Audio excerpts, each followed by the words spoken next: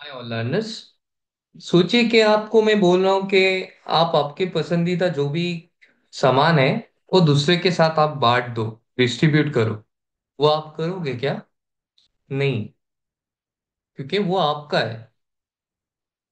से कोई चॉकलेट है, वो मैं बोल रहा हूँ कि आपके पास ही है, वो सबके साथ आप डिस्ट्रीब्यूट कर दो, तो आप नहीं पसंद करोगे।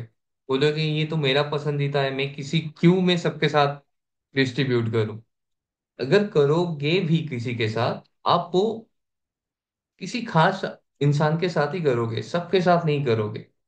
बट स्टॉक मार्केट में जब इसी तरीके का सिचुएशन हम लोग सिमिलर देखते हैं, बट हम लोग ये समझ नहीं पाते हैं कि ये अच्छा है बुरा है। हम लोग अच्छा ही कंसीडर कर लेते हैं। देखिए, स्टॉक मार्केट में कोई भी कॉर्पोरेट फाइलिंग जब होता है, उसको कंटेक्चुअल बेसिस में, ये वीडियो बनाने का ये मकसद नहीं है कि ये खराब है बोलना, ये अच्छा है बोलना। ये थॉट प्रोसेस भी देना है हम लोगों को कि ये सच में अच्छा है क्या। मैं बात कर रहा हूँ फंड रेजिंग के बारे में। फंड रेजिंग नॉर्मली बहुत रूट है फंड रेजिंग का, apart from IPO. So we have a preferential route, equity के थ्रू, वारंट के थ्रू, एंड राइट इशू के through. Apart from that QIB भी है। हाँ, नॉन कन्वर्टेबल डिवेंचर भी है, एफसीसीबी भी है। बहुत सारे रूट है। मैं आज बात करूंगा कि कोई भी अगर रूट को ले रहे हो उसको कैसे देखना चाहिए। वो डिस्ट्रीब्यूट आप कितने लोगों के साथ कर रहे हो। फंड रेजिंग जब हो रहा है, तब आपका सिर्फ आप सोच रहे हो कि मेरा क्या जा रहा है, पैसा आ रहा है कंपनी में। आप तो आपका अर्निंग पर शेयर भी लूज कर रहे हो, है ना। तो उसमें क्या ड्यू डिलीजेंस कितना ज्यादा कहाँ पे हो रहा है, वो ज्यादा हम लोगों को देखना चाहिए एज अ शेयर होल्डर और एज एन इन्वेस्टर। से कोई कंपनी का पैट है 100, उसका टोटल नंबर इक्विटी है, सो 10 इंसान के पास है टोटल इक्विटी। तो इसमें ईपीएस, अर्निंग पर शेयर भी 10 आ जाएगा। Total number of equity, if it is से 10 आदमी के पास है, नंबर ऑफ इक्विटी, ठीक है, टोटल 10 है। पैट आप ये कर रहे हो, नंबर ऑफ शेयर होल्डर भी आपका 10 है, ठीक है। तो कितने आदमी के साथ आपका वो डिस्ट्रीब्यूशन होगा अर्निंग पर शेयर? सोचो के 10 है। अभी यही चीज पैट 100 है, अभी लोगों का भीड़ हो गया। 10 जो था इक्विटी, वो आपका 20 हो गया। नंबर ऑफ शेयर होल्डर भी बढ़ गए, नंबर ऑफ इक्विटी भी इंक्रीज हो गया। तो आपके पास क्या रहा? आपके पास तो सिर्फ 5 रुपया यू आर गेटिंग ईपीएस, जो आपको पहले 10 रुपया मिल रहा था कंपनी से। So you are losing ₹5। Now the point is कि ये जो 10 रुपीज नंबर ऑफ इक्विटी लोगों का भीड़ हो रहा है, वो कितना अच्छा है कि say a company is raising through right 50 share, same they are raising through preference और through warrant conversion, same. Say this is a right issue हो रहा है, प्रेफ हो रहा है, एंड प्रेफ इक्विटी हो रहा है, यहाँ पे आपका वारंट हो रहा है। तो इस कॉन्टेक्स्ट में आप देखो कि ये एग्जिस्टिंग सारे शेयर होल्डर को किया जाता है कि जितने भी शेयर होल्डर है, चलो कि 10 है, 10 को और इतना डिस्काउंटेड रेट में मिल जाएगा। इतने लोग अप्लाई करेंगे, इतने लोग अप्लाई नहीं करेंगे, इतना फिजिकल फॉर्मेट में रहेगा, वो प्रोमोटर एग्जीक्यूट करके डंप कर देंगे बाद में। वो सारे अलग कॉन्टेक्स्ट है। But I am saying that, so this right, when they are issuing, first of all one has to ask that why they are going for a right, why they are not going for a preference। अभी preference और right में क्या थोड़ा अंतर है? And third, why they are not going for a day truth, और why they are not infusing their own. ये तीन चार चीज खुद को समझना पड़ेगा कि अगर ये सारे रूट भी यूज कर रहा है, then whether promoter is participating, promoter का ऑब्जेक्टिव क्या है उस पार्टिसिपेशन में, तब कितना एग्जीक्यूट कर रहा है, एग्जीक्यूट करके राइट में आपका लॉक इन कुछ नहीं है। प्रेफरेंस एंड वारंट में तो राइट का फर्स्ट तो ड्यू डिलीजेंस आपका कुछ नहीं होता है। ये ओपन ऑफर जैसे आपके पास आ जाता है। Open offer means not in that way open offer कि आपके पास एक ऑफर आता है कि भाई ये राइट इशू है, इतना डिस्काउंट में मिल रहा है, आप ले सकते हो, आप एग्जीक्यूट करते हो। इसमें आप ना अच्छा देखते हो ना बुरा देखते हो, जितने भी शेयर होल्डर है। तो large number of minority share holder में स्टेक को डाइल्यूट होता है। तो ये अगर 100 आदमी एग्जीक्यूट कर रहा है, से कि नंबर ऑफ शेयर होल्डर को मिला है कि 100 आदमी एग्जीक्यूट कर रहा है, तो पहले था 100, अभी हो गया 100, तो 200 आदमी के अंदर वो डिवाइड हो गया। अभी सेम थिंग जब प्रेफरेंस में होता है, तो ड्यू डिलीजेंस यहाँ पे मिसिंग है, क्योंकि लार्ज पार्टिसिपेशन है, ना कंपनी विजिट है ना कुछ है। तो पैसा उठाना भी बहुत इजी है, उसको डंप कर देना भी इजी है, नंबर ऑफ शेयर बढ़ जाएगा, लिक्विडिटी बढ़ जाएगा। तो ये सारे चीज को राइट में आपको जरूर देखना है। और भी बहुत सारी चीजें बाद में कभी वीडियो में एक पर्टिकुलर टॉपिक में बताएंगे। सो प्रेफरेंस में what happen, a due diligence people done.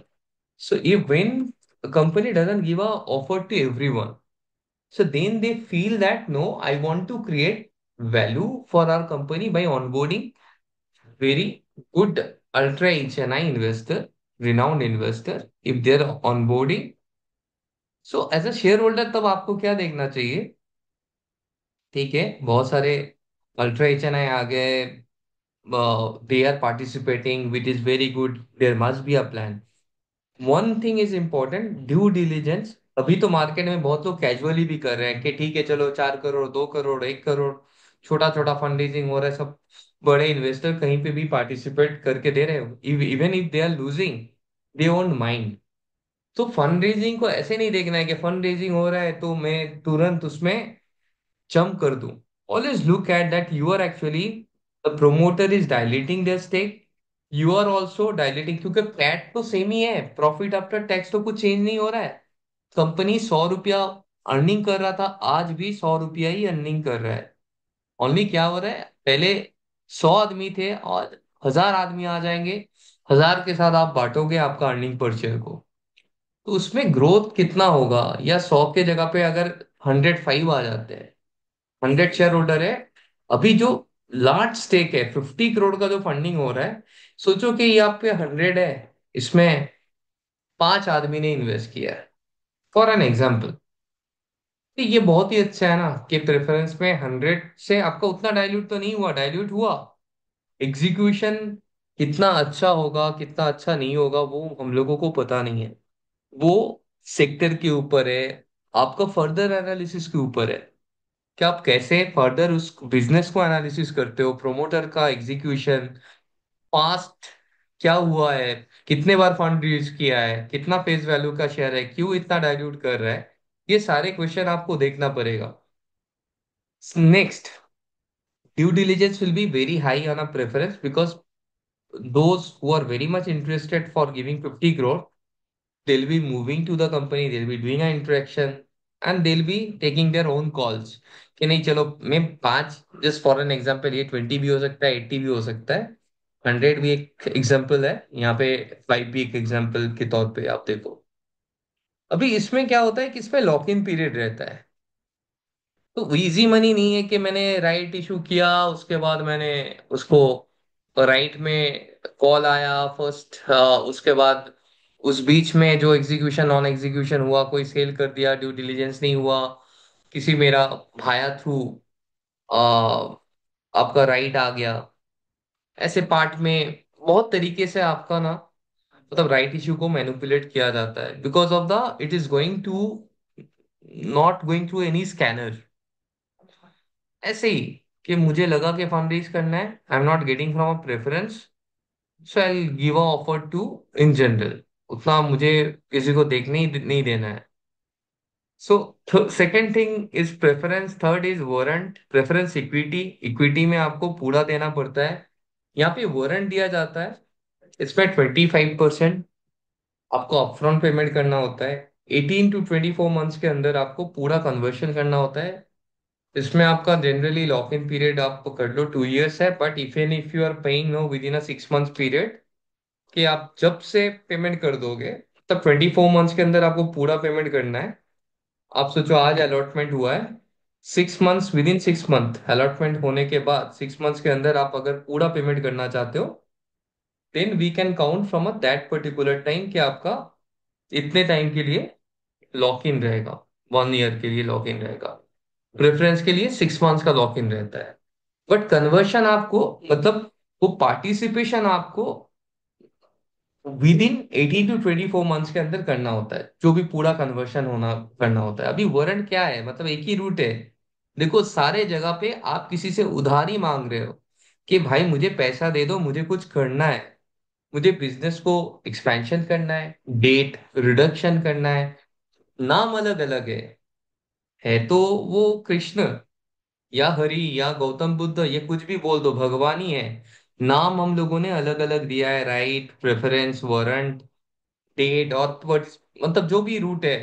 भी डेट बैंक के पास जाना पड़ता, बैंक बहुत सारे आपसे डॉक्यूमेंट मांगते, उतना पैसा, बहुत रिजिड है banking system. So they may not give you the what you are looking eight.